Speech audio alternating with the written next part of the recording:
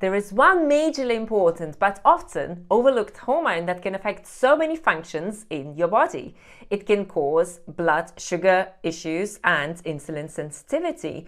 It can cause high or low blood pressure. It can cause heart palpitations. It can affect your productivity and your energy levels. It can cause a lot of fatigue. It can lower your progesterone, estrogen, and testosterone levels. It can affect your bones. It can affect your stomach and can cause stomach ulcers.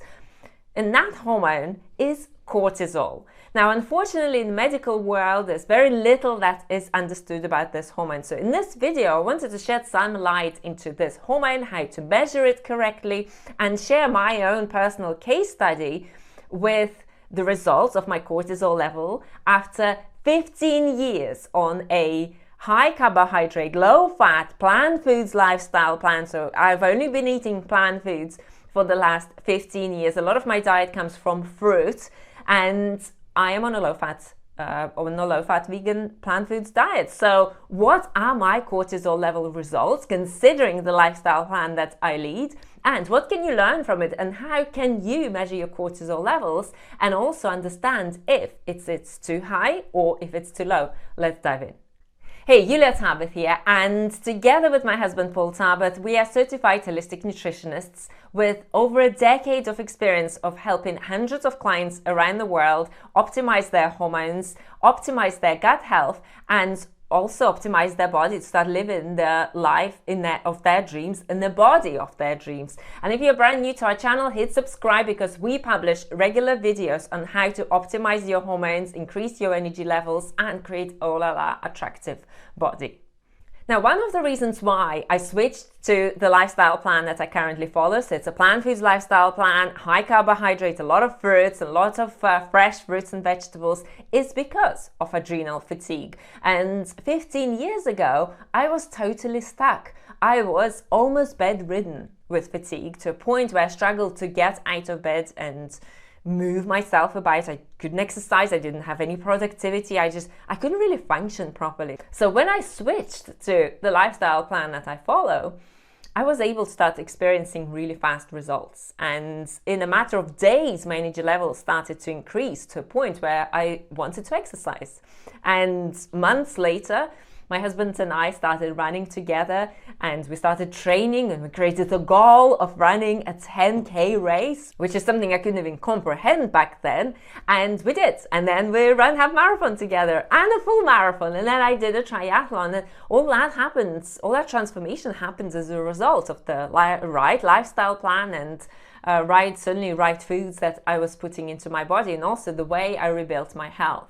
So when it comes to your cortisol level, and really and truly, you should be using two ways to test it. First is 9 a.m. cortisol, and you test it between 8 and 9 a.m. and that is a blood test, and that will assess the overall cortisol level in the body. And the second test that you need to do alongside with it, again, if you are assessing the health of your adrenal glands and if you want to understand where you are at, is 4-point saliva cortisol collection test. So what you do is that you collect your saliva during the day, and you can do it at home, and there are laboratories that will send you a kit together with your cortisol level, and this test will help us understand a more complete picture as to what is happening with your adrenal glands, because we need to understand not only where your cortisol level is, it's just one point of the day that you will measure in your medical, just your regular doctors, if you can even get that from your doctor, right? You also need to understand what is the pattern of your cortisol during the day. Are you waking up with too high or too low cortisol levels, and what is the pattern during the day in order to be able to understand how to assess the health of your adrenal glands. So what I'm going to do, I'm going to share my recent test that I did literally just a couple of weeks ago. I'm going to share my results with you, and I will explain first whether it's normal or abnormal, and second, I will also show you how to understand what normal or abnormal looks like. Okay, so here it is. Here is my blood test. You can see it was done recently, the dates here, And it measured it during the 4 times during the day upon waking, and 12 noon, 4 p.m. and before going to bed, before bedtime.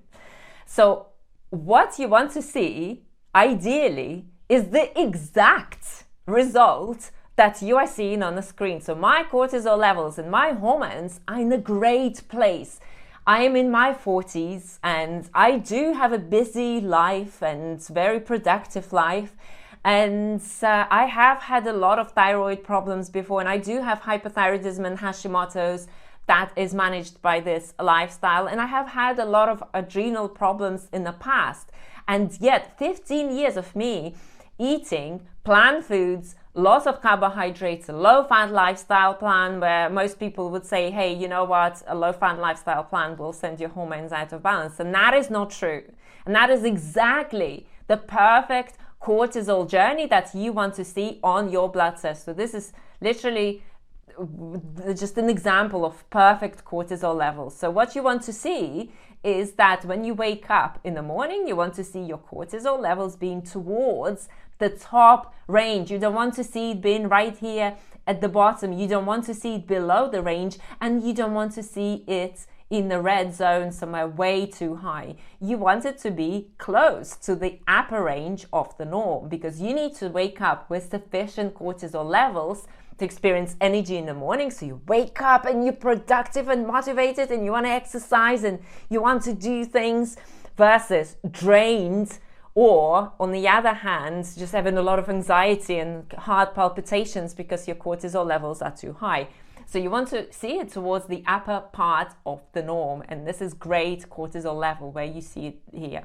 And then as you go during the day, your cortisol levels start to decline slightly. So by noon, you want to see it closer to the middle, in the middle of the range, but too low at the bottom of the range. Your cortisol levels are not normal. You've got low cortisol problems, and you need to work on your adrenal glands and restoring your hormones. And there's probably other issues that are involved as well. And that's exactly what we do with our clients. We empower them to understand their own hormones, how to test for them, how to interpret them, what to do if they're out of balance, how to monitor them after they finish, they graduate from our coaching program. And how amazing and liberating is that? So mid-afternoon, you want to see it slightly lower than in the morning, yes, but again, certainly in the upper top half of the range.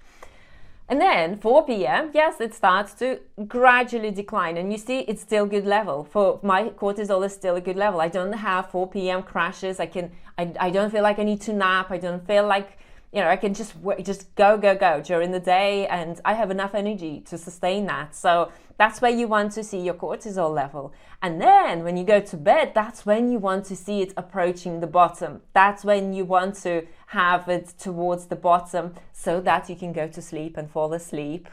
And again, if it's too high, you won't fall asleep. You will be too anxious. You'll struggle to fall asleep. And if it's too low, then you'll probably wake up with really as in outside the norm. So it should be closer to the bottom range before you go to sleep. Yeah, so this is a absolutely perfect cortisol journey during the day, where you're waking up with plenty, and then it's very gradually, it starts to decrease, and then you go to bed with the cortisol level that is towards the bottom range of the norm.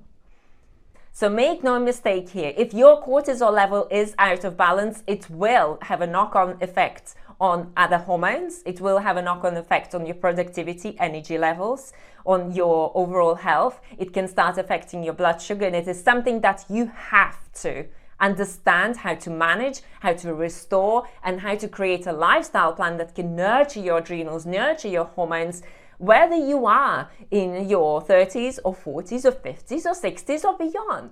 You need to know how to do it the right way. And as a perimenopausal female, my hormones are certainly in a great place, again, thanks to the right lifestyle plan that I follow. So if you are also looking to create a beautiful and slim body and balance your hormones, and you really want to live the life that you dream of, you want to wake up and feel excited and joyous and happy and attractive in your body because you've got you are at a healthy weight, but you have the energy to do the things that you want to do in life, to achieve your career goals, to be there for your family. You need to take the right steps, and you need to schedule your health accelerator call with us.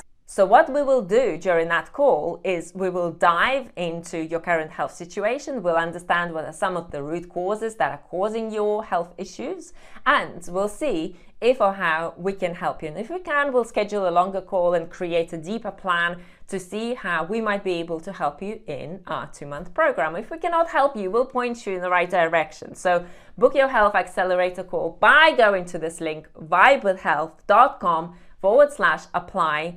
And we look forward to talking to you. Thanks for watching this video. And I'm going to link this video to another video where our client Elizabeth is going to talk about her adrenal restoration journey and how she went from bedridden with fatigue to thriving, exercising, going back to running her business and contributing to their family business, and also really just living a beautiful and high energy life. See you there.